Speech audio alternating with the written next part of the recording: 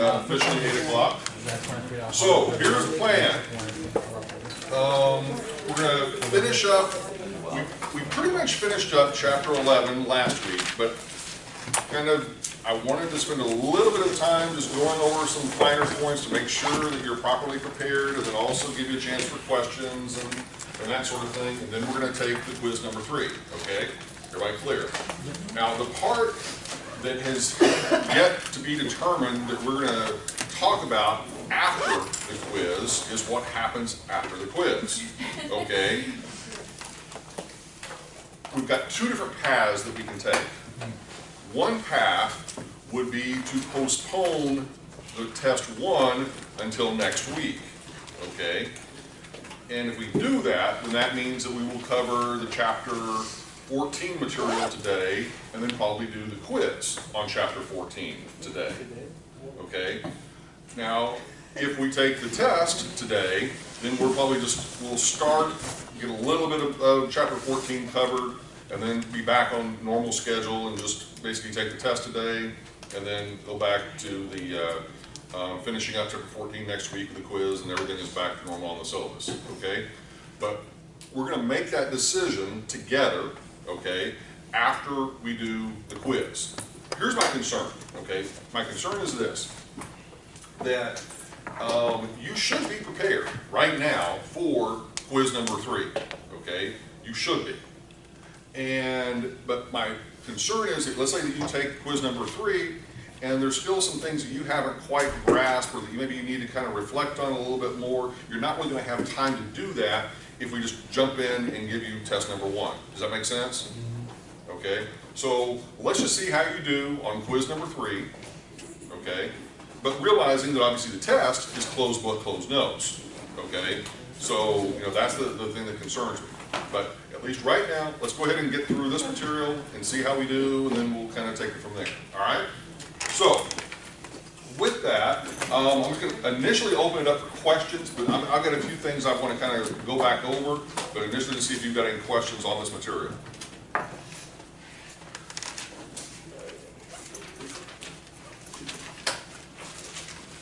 Okay, in that case, I guess I will just go over the issues that I feel like may be of benefit to you. All right, so to start off, let's just make sure that we kind of review a couple of key concepts. First of all, what is the depreciation term for residential property? 27.5, okay, for commercial property? Okay, now, all right, so let's work through another little example. You want it to be a residential or commercial property? Commercial. We're going to make it residential. All right. All right, so the purchase price of this property, what do you want it to be? 9.5 million. How much? 9.5. Why don't we just round up to 10? All right, so 10 million is going to be our purchase price.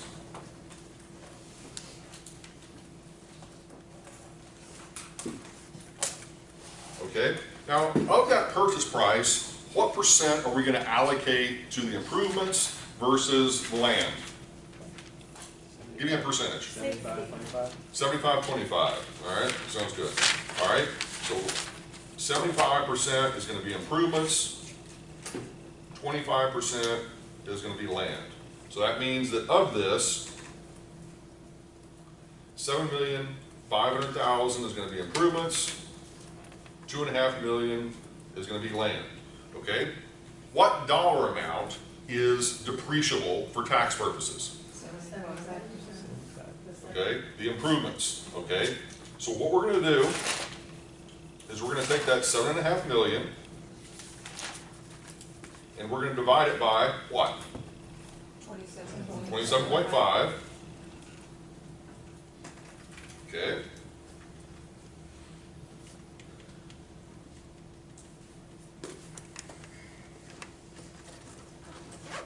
Which gives us 272,727.27. Okay.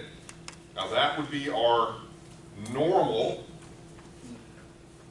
annual depreciation.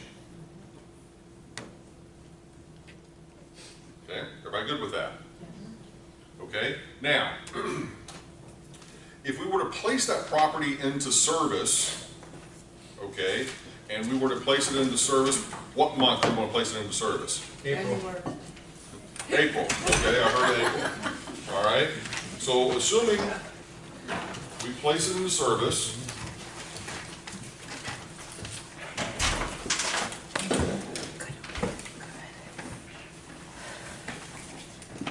okay, so let's go back to our little chart that I kind of created here to sort of, for April. Oops, yep, I need to pop it out. There we go. So for April, we have 8.5 months of depreciation that we would receive, okay? So let's go back.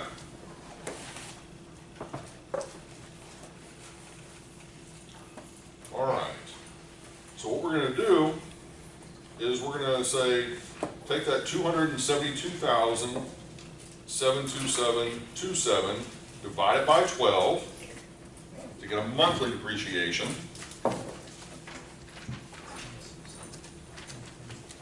22,727.27. So that's the monthly. Okay. Now we're going to get 8.5 months of depreciation by placing the service in April. So we're simply going to multiply that amount times 8.5.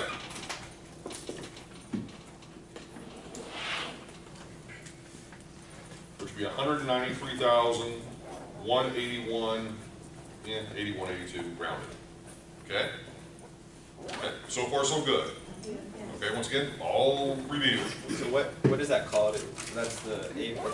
That's the depreciation value in April. If it was placed in April. It is the depreciation amount for the first year the property was placed into service, because it was placed into service during the month of April. Okay.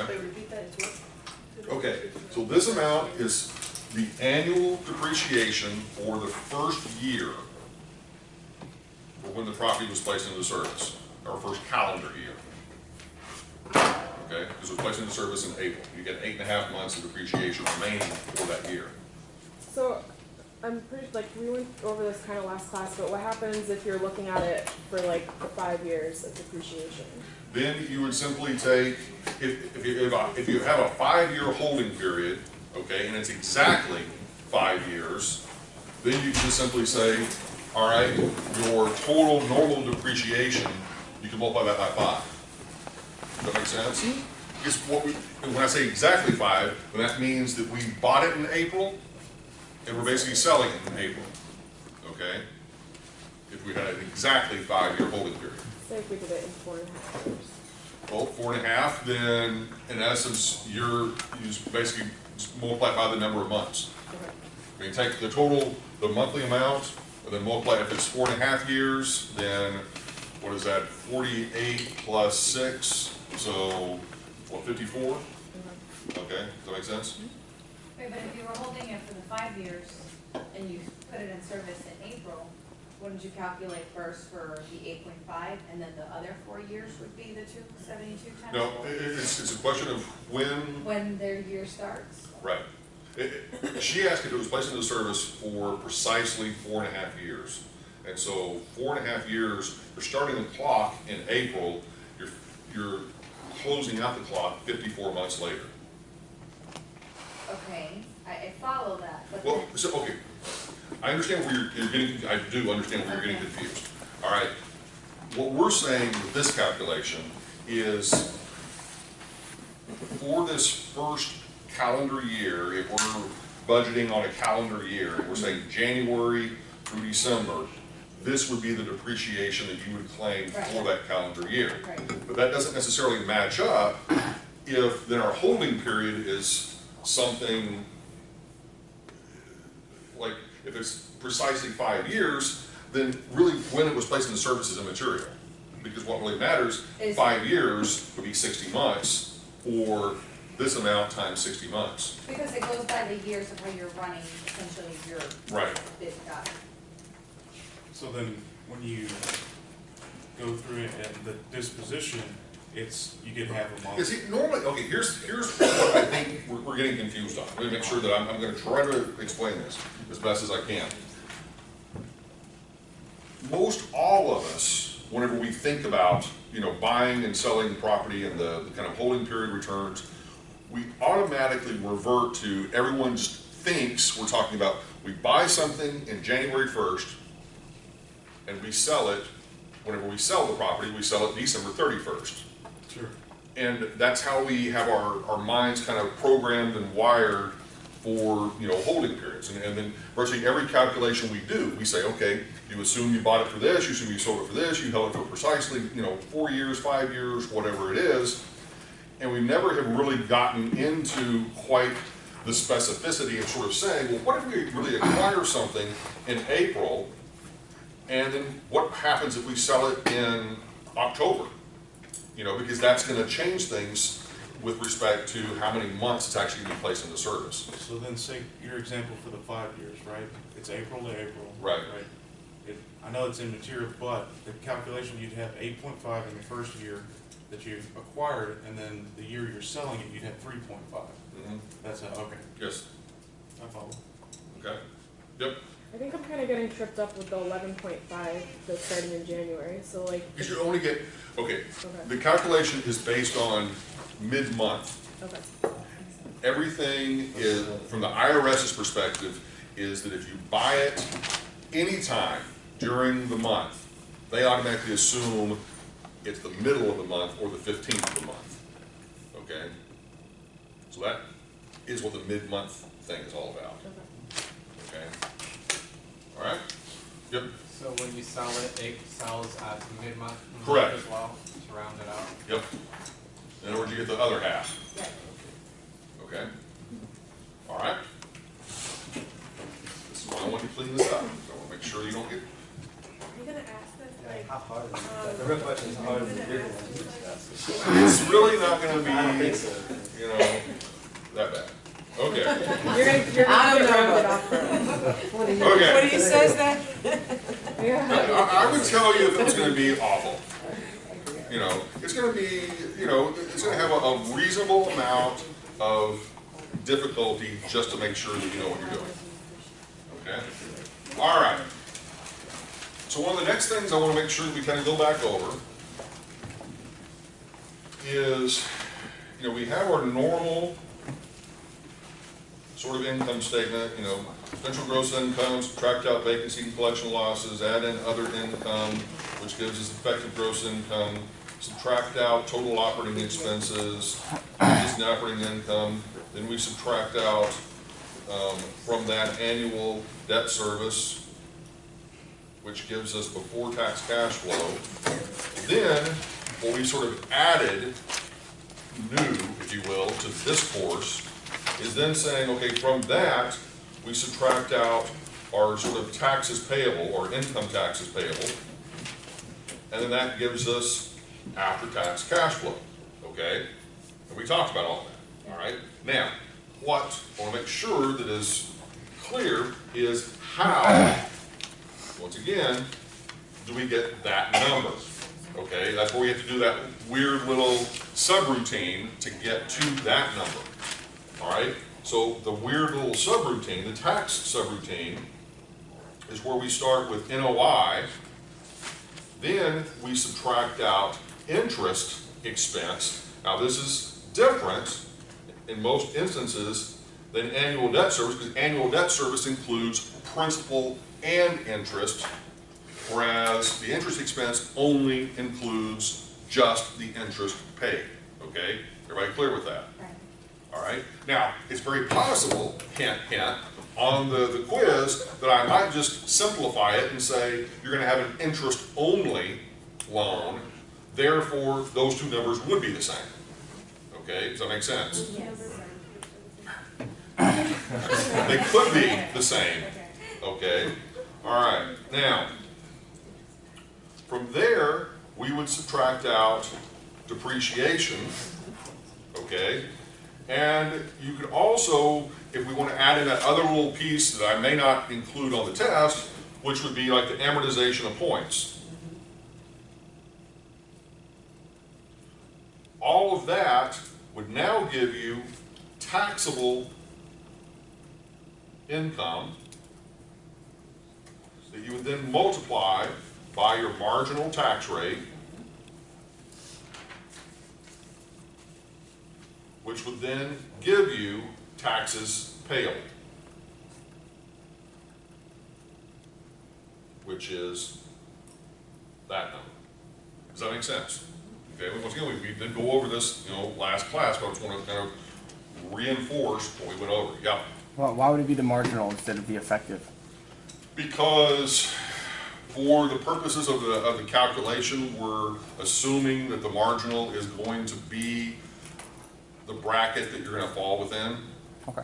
I mean, it's just the It is standard. kind of It's the a same. standard, normal way that we do it, and it's kind of it makes assumptions that you've already got other income that's pushing you up into that particular marginal tax rate. And so basically the average of them all would be this next tax rate. Yeah, I mean, it can get a little bit hairy if we want to really get into the whole thing of the different tax ranges that people would have on their ordinary income. I mean, legitimately, you could make the argument that it really should be the effective tax rate, but getting there creates a whole additional layer of calculations. But for the most part, what we, kind of the standard normal approach is just simply to apply the marginal tax rate, and the normal rate that we tend to use is 28%. And can you kind of explain the amortization points? I don't remember hearing Okay, that term. so if you remember last week, what we talked about was whenever you get a mortgage loan and you may pay upfront 4 points or loan origination fees, what typically for tax purposes happens is that you are forced to amortize those over the life of the loan. Okay, strictly for tax purposes. You're making a out-of-pocket cash expenditure whenever you get that loan for those loan origination fees, but for income tax purposes, the IRS has said, given that those are associated with that loan, we are only going to allow you to get a tax benefit from those based on the life of the loan. Okay. So if it was a 10-year loan, you would have to Fees over 10 divide years. those points Okay. over 10 years. Okay, does that make sense? Yep. Is that the whole idea of, like capital improvements? Yes. Because it's longer than. Exactly. Will the amortization points be like a given number on an Yes. exam? Okay. Beautiful. Okay. So, given that we've got all of this, so let's just pick a couple of numbers here. So, let's say that we've got a net operating income of $500,000. We'll sort of start with that number. And let's say that this is an interest-only mortgage for simplicity's sake. And so our annual debt service is, let's say, let's just make it $200,000. So that means our before tax cash flow is going to be $300,000. Okay, everybody with me? Yep. All right. So now we go over here to this side, and we pop in the $500,000 as our NOI. Our interest expense, as we said, in this particular case, because it is interest only, it's going to be $200,000 there that we're going to subtract out. All right. And in this case, our depreciation, all right, if we're doing it for, let's say, the full year, would be, using this previous example, would be $272,727. Okay? Does that make sense? All right. Now, and then amortization of points, we're going to say we didn't have any, just to keep it simple. All right. So let's do the simple math on this. So 500,000 minus 200,000 minus 272,727. So that leaves us with taxable income of 27,273 multiplied by the marginal tax rate that obviously would give you 28%. would mean $7,636.44. We would pop in over here.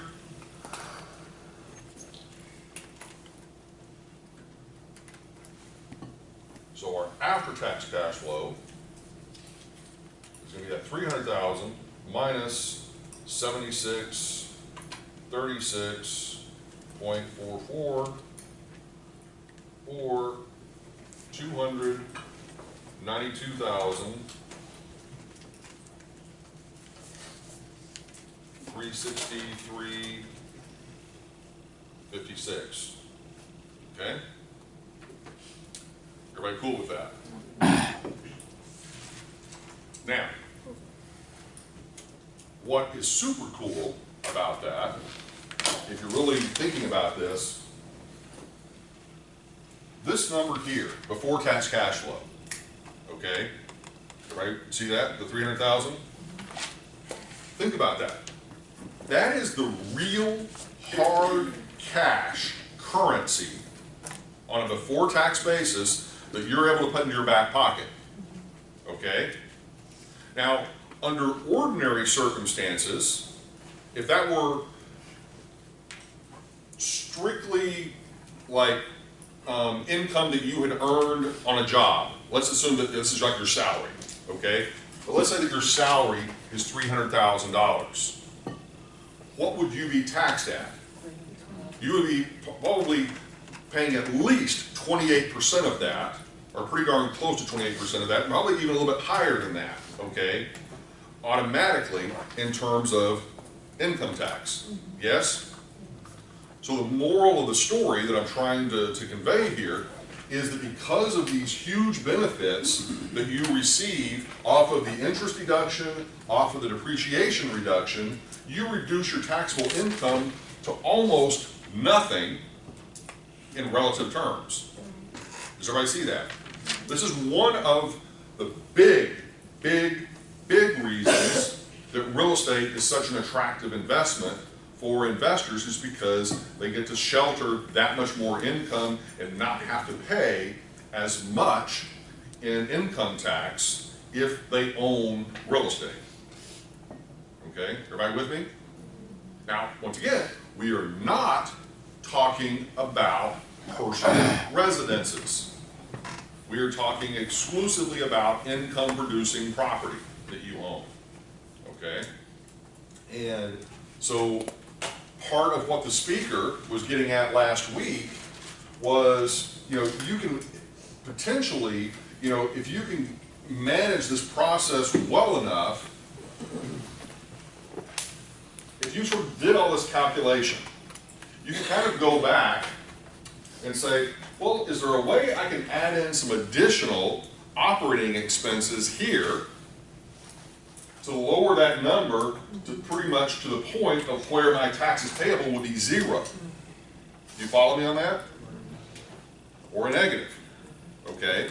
And then if it's negative, then you could use that to offset other income that you have, you know, from your day job, so to speak. Okay, if this is not your day job. All right, make sense? Okay. All right. Let's see. Now, let's kind of go back to this problem here for a second. So if we bought this property for $10 million and we sell the property for $15 million, what is our capital gain?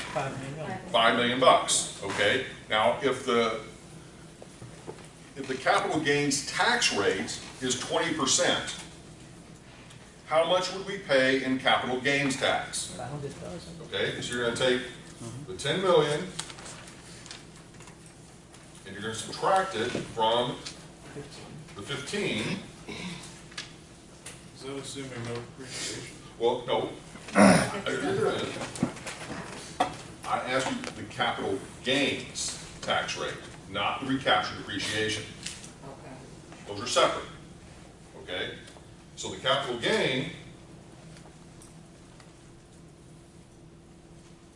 is $5 million, okay, times 20%, 1 million. which would be 1 million. Okay? Everybody good with that? Okay? Now, the second piece of this would be to deal with the recaptured depreciation and the tax on that. All right? So this property, if we held it for precisely 5 years, okay, then our depreciation, $272,727 would be our annual depreciation, right? And 27 cents times 5 years.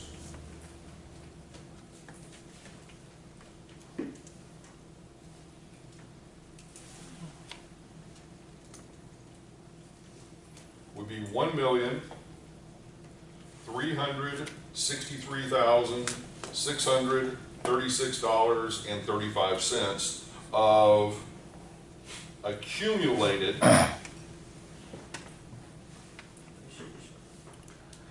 depreciation. Okay? Everybody good with that? I'm not done with it, but everybody good with that? Okay? Now, this is part where Angelo's comment comes into play. All right, we bought this thing for 10 million bucks, okay?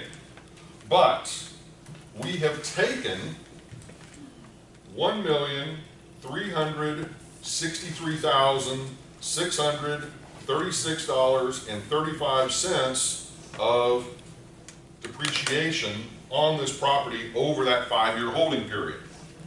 Okay, so we need to subtract that from the original 10 million purchase price.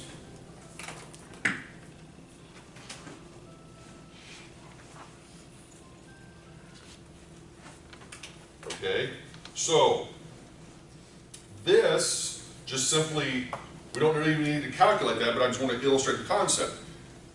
If we were to sell this property for 8.6 million in the change, we were to sell it for that, we would have, number one, we would have no capital gains, and we would have no recaptured depreciation tax.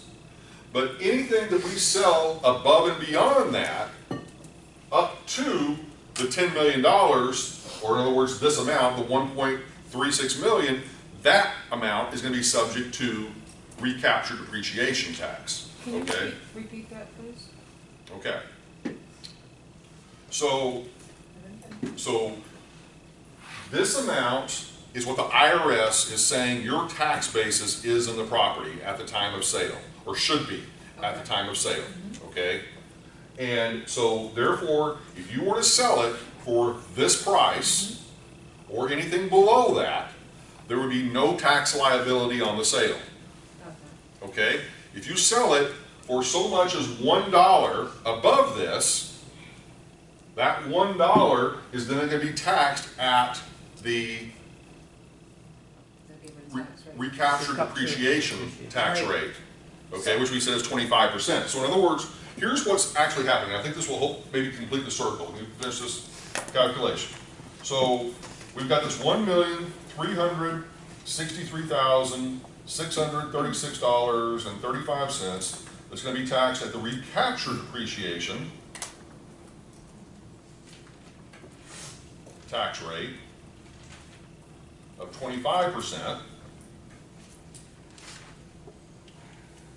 Is that tax rate standard? Yes. 340.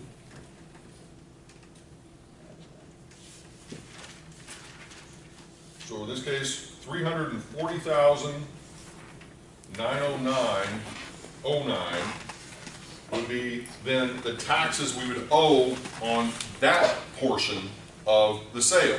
We still are also going to have to pay the capital gain. Because we sold it for 15 million. Right.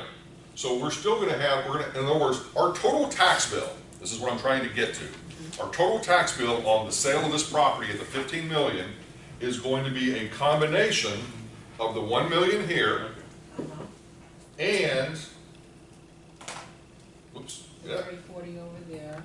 and the 340 over here. So our total tax bill for the sale of the property is going to be $1,340,909. Okay? Does that make sense? Yep.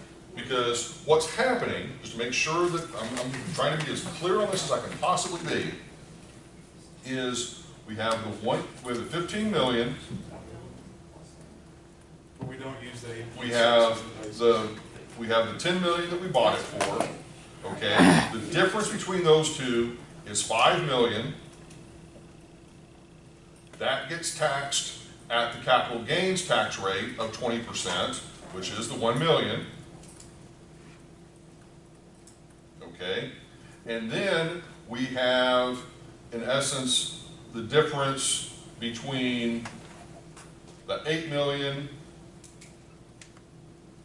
636, 36365, and the difference there is the 1,363,636.35 that we would then multiply at the 25% recapture depreciation tax rate, and that's where we get the 340,909.09, and then we add those two together to give us the 1,340,909.09. Does that make sense? It does. So you don't use the 8.6 as the basis for calculating the capital gain. Right. It's only for The recapture depreciation. Yeah, I got you. So just to sum it up, so the answer to that question could be like the total taxes you would pay if you sold it for 15 million at the end of 5 years.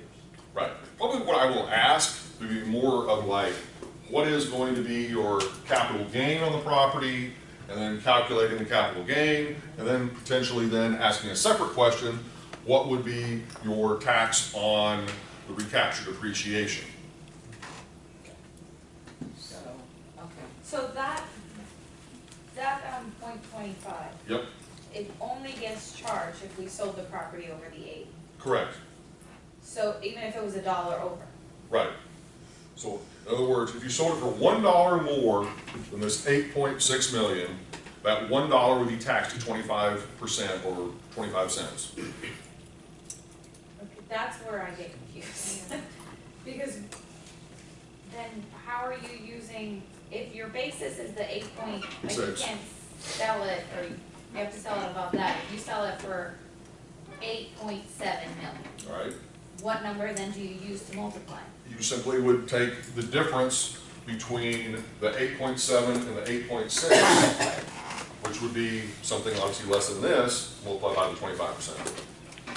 So you would do You would pay no capital gains. But you'd pay no capital gains because you didn't sell it for above the 10 million. right, so then you do have to calculate it or you don't have to calculate?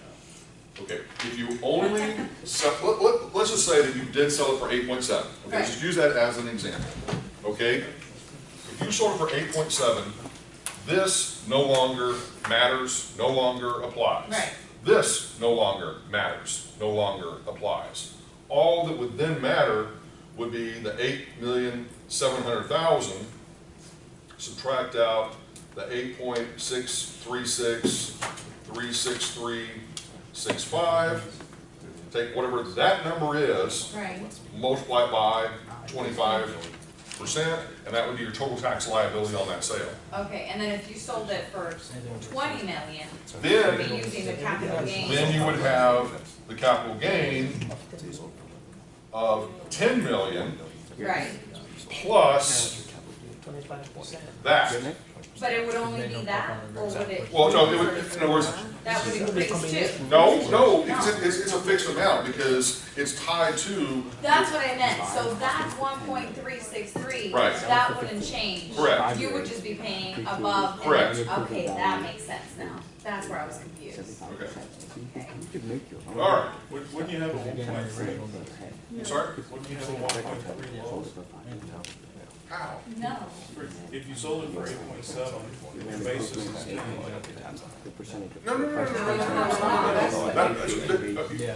you're missing the point. That's. Okay, once again, okay, the question is a legitimate question. Angela's question was, well, if you're selling it at 8.7, isn't that a loss? No, it's not. I mean, yes, in terms of the way you're thinking about it, yes. But in the tax law, no, because you have received all of that depreciation benefit for the past 5 years, the tax benefit. You didn't get Okay? No. Okay? I thought you did. That's what I'm saying. You have to suspend all reality No, you didn't. whenever you think about tax law, because it is strictly a set of rules that you have to follow. Okay? So we should find properties where the owner already paid off everything, because then it's a cheaper sale. I'm sorry, what? So like, if you're an investor, you should be looking for properties like that, because then you're gonna be paying less than. Other comment, thought? So the 340, you're basically doing all of this just to find out, because you took money, not necessarily took it, put it in your pocket, in terms of the depreciation over a certain time Here's the period. thing, okay. You remember what I just said earlier about getting all of this benefit from this that is impacting this? Yes. Okay, everybody follow me on this. Once again, pay attention because this is important. That benefit is taxed. Because we are subtracting this from this, this is giving us, this is making this number lower, which makes this number lower. Now, if all of a sudden we remove depreciation from the equation altogether, what would happen here? After that stuff stayed Higher higher. tax rate. We would get rid of that. Now, all of a sudden, we would have 300,000, basically, 300,000 of taxable income, now times 28%, So that's why you which would be always. 84,000 in taxes. Okay, now if you want to think about this in just sort of relative terms, you'd be paying that for 5 years. So 84,000 times 5 would be 420,000 in income taxes. That you are in essence saving a good portion of that. I mean, you're not saving that whole amount because you're really saving the difference between the 84,000 and the 27,000 each year. So to be more comparable. Well, wait, the 84, the 76. No, you would, in terms of, this is the, How does that I'm sorry, parallel? yes, no, you'd be saving, I'm sorry, the difference between the 84,000 and the 7,600, so 84,000 minus 76, 36, 44, so the difference between these two would be 76,363, multiply that by 5 years, 381,817. So that would be the tax savings over that 5-year period because you are taking the depreciation. Okay? But by not taking depreciation, you would have an annual tax bill of 84,000 instead of only 7,000. But then that. So, but this is what happens. You notice this number is notoriously close. To your 25%. Yeah, yeah. That's what I'm saying. They're going to get you one way or the other. Yeah. Is my point. Okay. Okay? They're giving you the benefit, but then they're taking it away whenever you go to sell it. Because once again, in the tax law, what they're making the assumption is that that value of that property is going down over time because it's wearing out. It's depreciating. It's deteriorating. Okay? Is the assumption. Okay? But in the case of a lot of real estate, that's just not what happens. Okay? That you may have the price appreciation continuing to go up and has no relationship whatsoever to what the tax calculations say it should be. Okay? Everybody clear? So regardless, if you sold it for 50 million, you would pay your capital gains tax at the 20%. Correct. But your recapture rate would just be based on essentially what difference. you had taken out in Right, depreciation. yes, Okay, that makes sense. okay? That was confusing.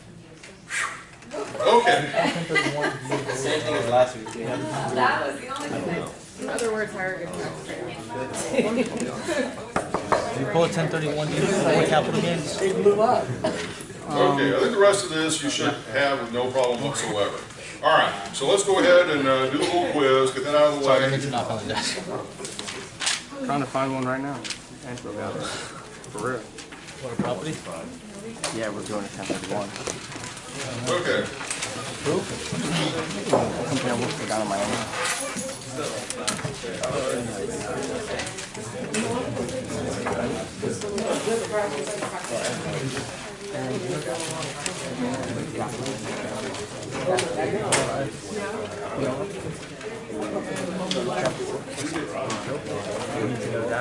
Very, very good.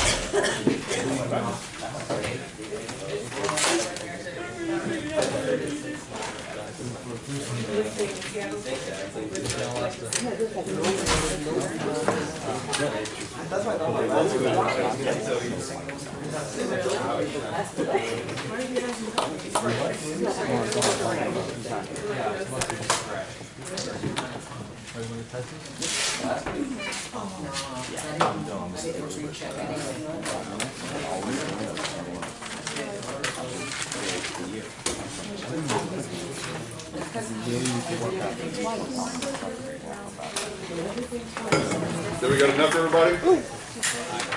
Yep. Good. Two more. No, just one. You got it? Okay, one more. Yep. James, are you okay? Got enough? Got one? Okay. One answer is yes. Thank you. Good? You got one? One more? Yeah, 1031 you do. Okay. That's up. What is it? Okay, once again, make sure your name put on that one. Well, I'm passing it out first, so you don't put your name on it.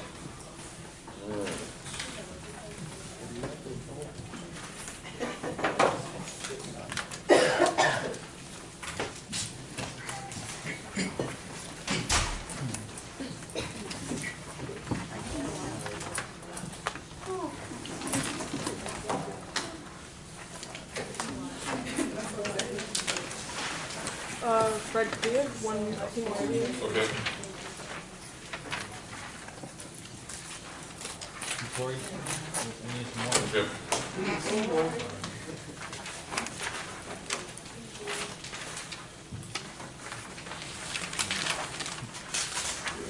This one back.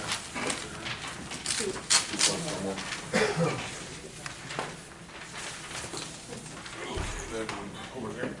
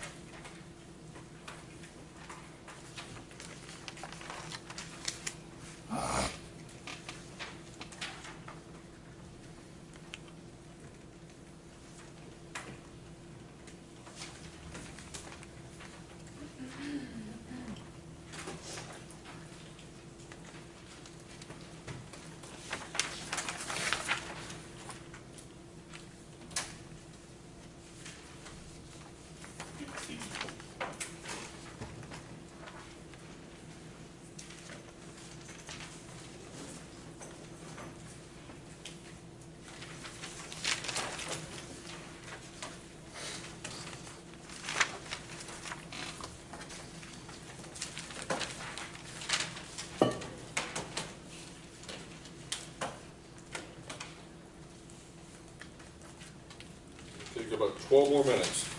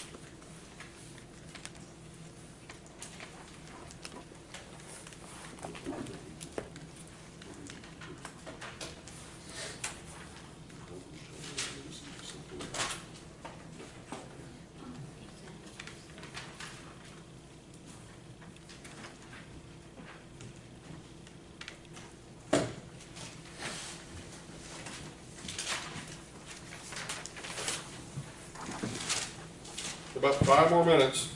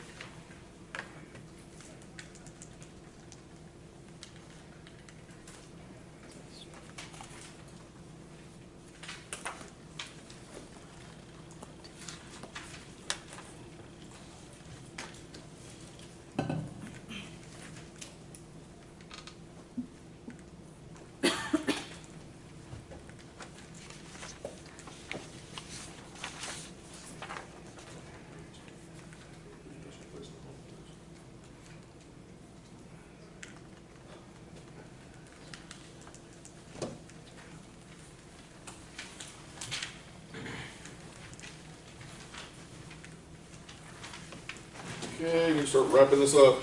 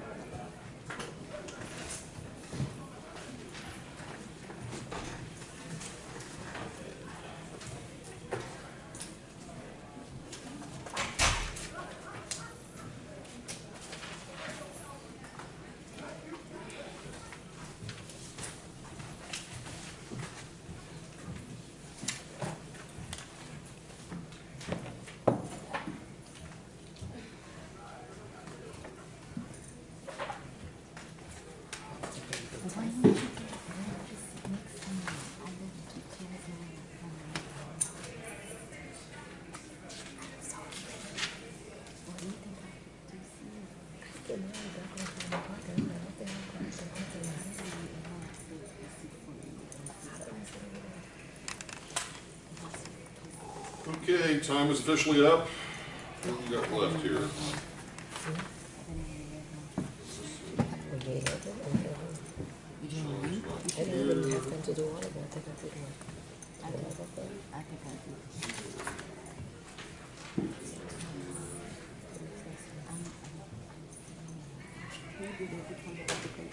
Me, when I get frustrated, like, I say, like, I try parce que I stop Question sheet. and the version to catch me all. J'ai pris des photos pour lui. Chaque fois, c'est moi qui prends les photos pour lui. Il oublie toujours et puis il a plus de temps. Il s'est passé, j'ai pris pour lui, c'est ça que j'ai pris. Et lui, il a fait pas la vérité. No, he's not going to let you take it today because he said you're not going to have time. You will not be fair. He's going to take the test. He said it? Really? Because it's going to be okay.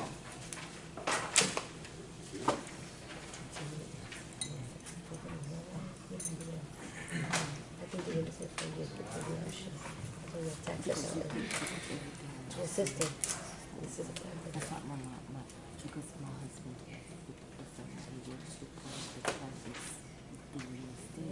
and sometimes it does hurt the people that pay because I said, when you were teaching more, yeah. I've been doing it for years. That's why I have an accountant for the CFO for. I guess we have to go through it. I think it's not applicable to the real world. But the real world just say this because you don't have the time. What do you say that I'm looking for the best location in the best team? Not to have to find the best. People that make the money don't have water calculator. They just want somebody to calculate. Well, no, boss, don't get too far of a calculator. We gotta make money now. Can we triple, double, quadruple? Because I've learned to do it best. You can make my afro even higher. And my dream, this is my. Yeah. So I'm like, I might make that curly.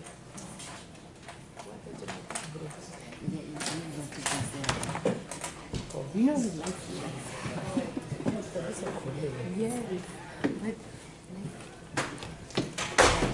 he would show me, like, I was seeing his phone and he pull up his phone and write to my profile and where?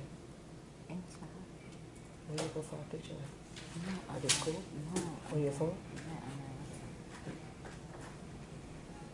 You could see that?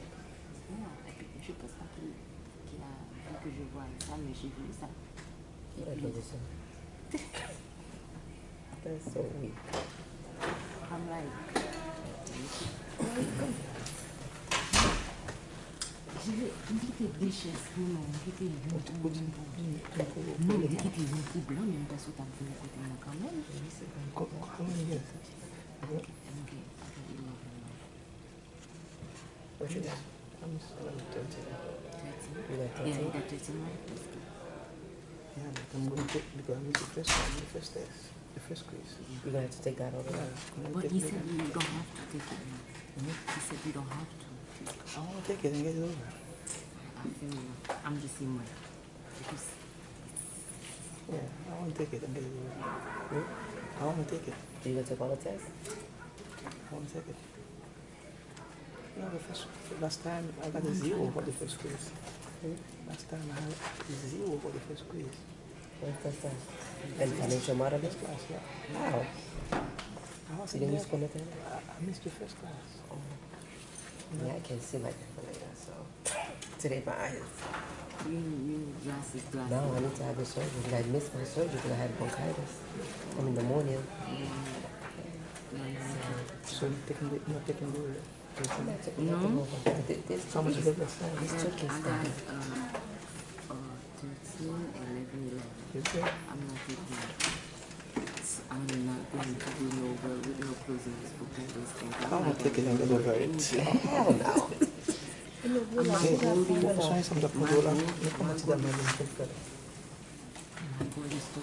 pass all my quizzes.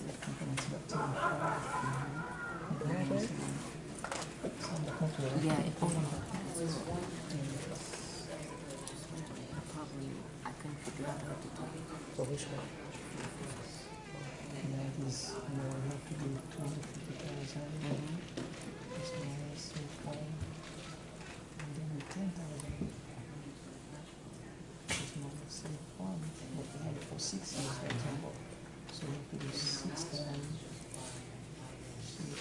You see the thing is, how you gonna remember all this formula stuff and stuff?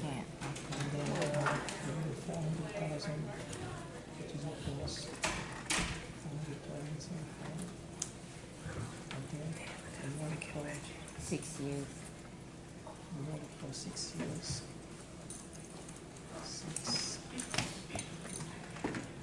No, I don't think I have to do that.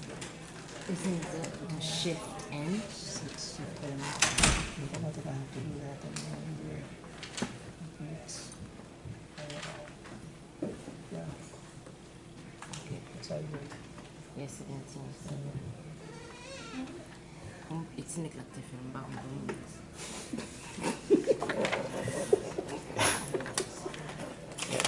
He don't sit next to that. you need the So you see him? One glass out of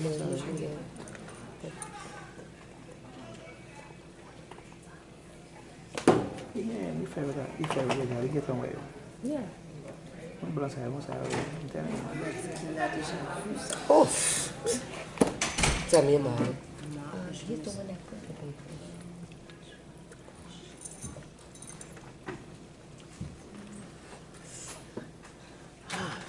Let's get everybody back in here.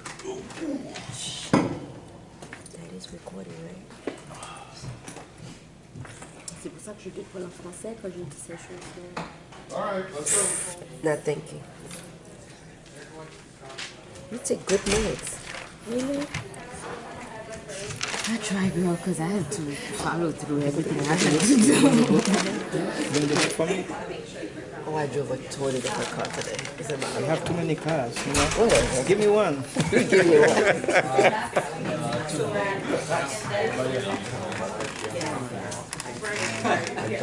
But you know I had 2 extra kids? I just another 2 this year. You did? Yeah, twins. When?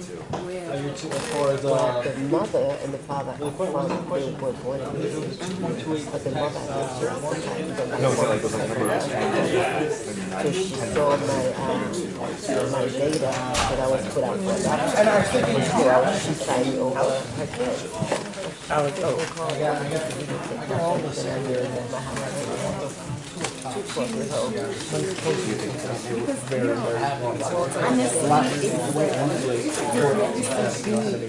He's a little curve in his style.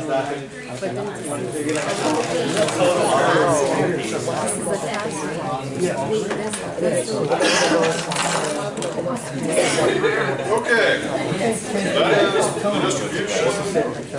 The average on this one was a 10.86 out of 15, which basically equates to about 72%.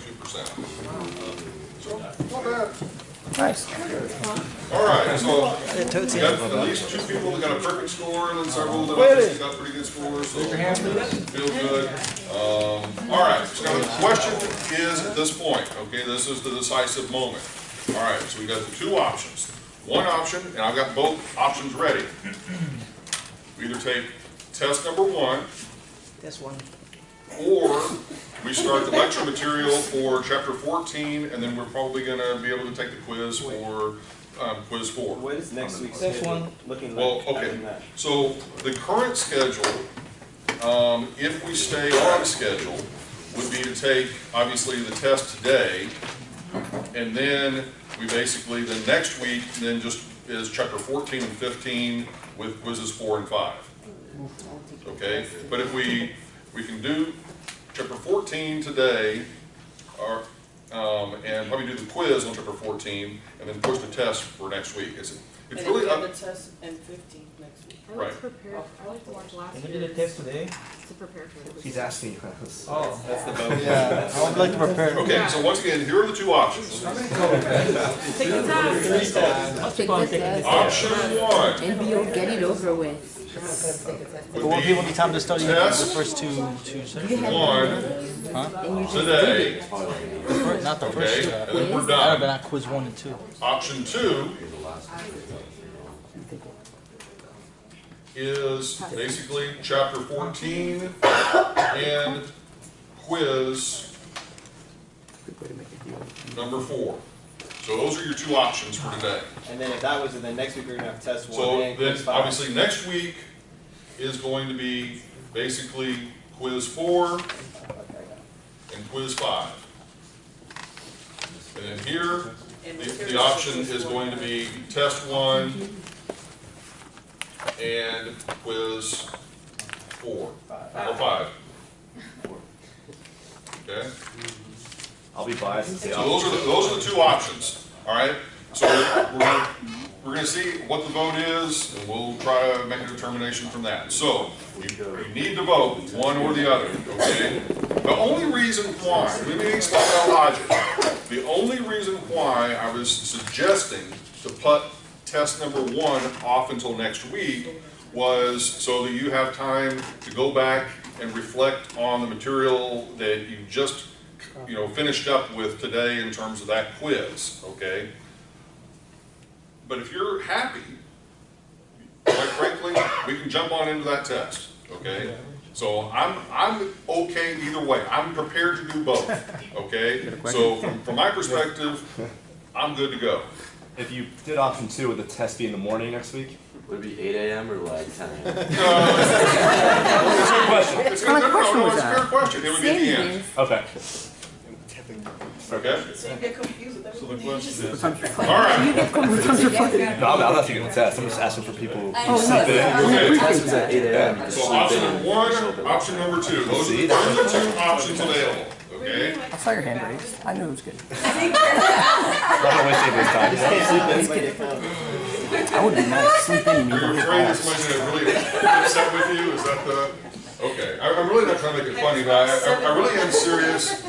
Here are the 2 options. I'm trying to be as fair and as diplomatic about it as possible. The only reason we're kind of in this situation is because we took a little bit longer than we anticipated last week to cover the material, and we had the guest speaker, kind of put us a little bit behind schedule.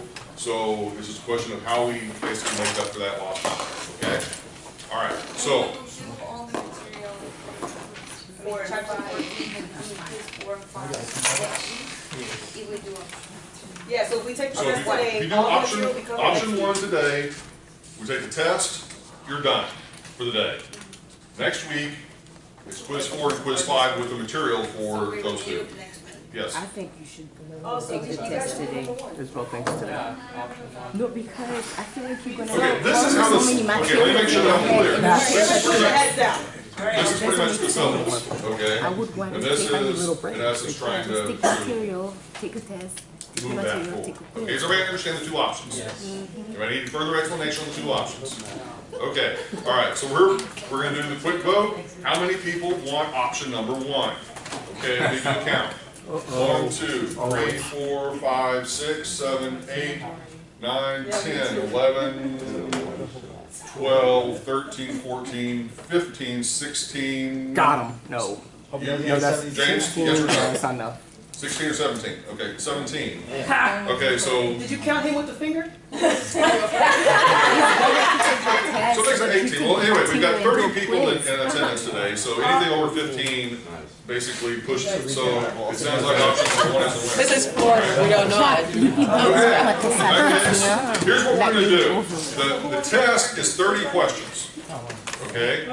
So that basically means that ordinarily I would give you an hour and a half. So technically, you've got 2 hours. Here's what I'm going to do, if you want it.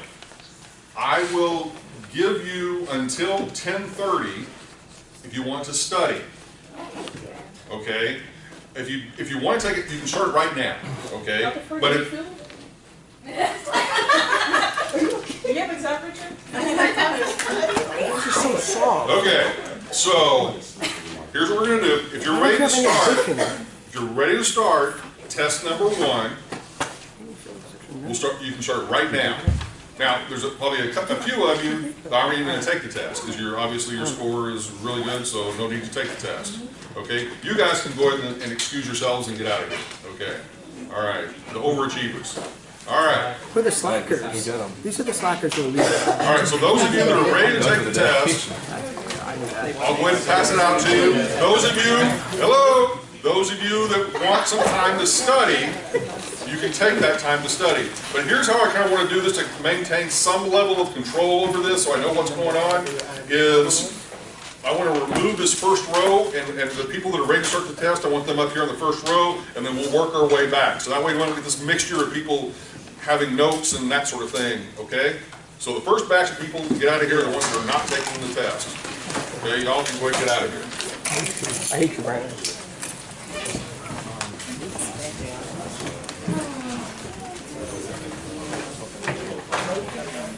I don't.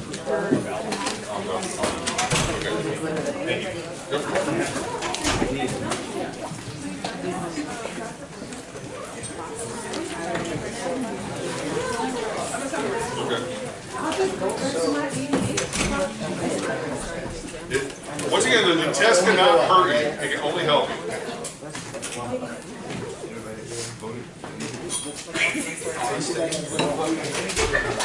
Oh, you bought it? I remember. I know, now it's like, I have to wait. Okay, the people that are taking the test and that are ready to take the test, come up to the front row. Once again, it's closed book, closed notes. Okay, are you ready? Or what are you doing?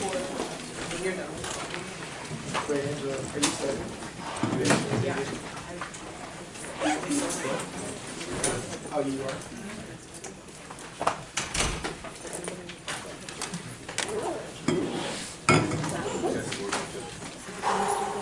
Which one is the higher?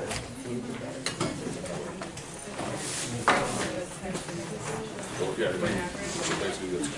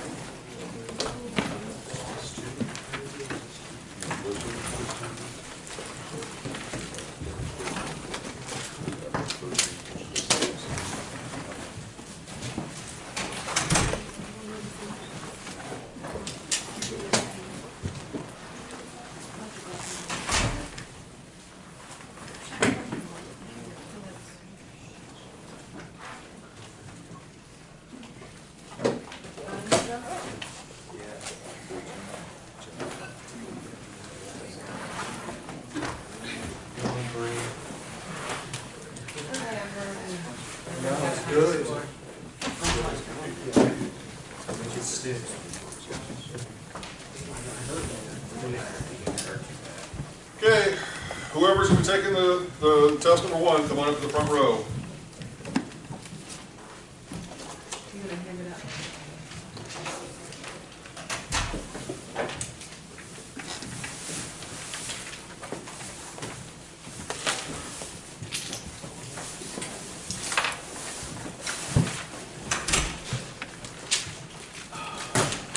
How much time we have if we don't study? Well, if we you do. still got until noon, either way.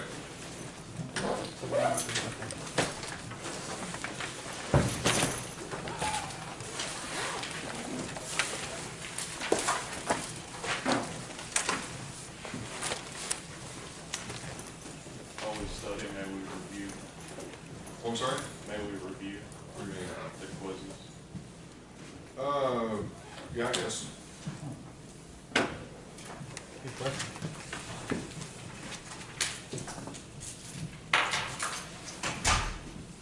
Is there a specific one? Last week.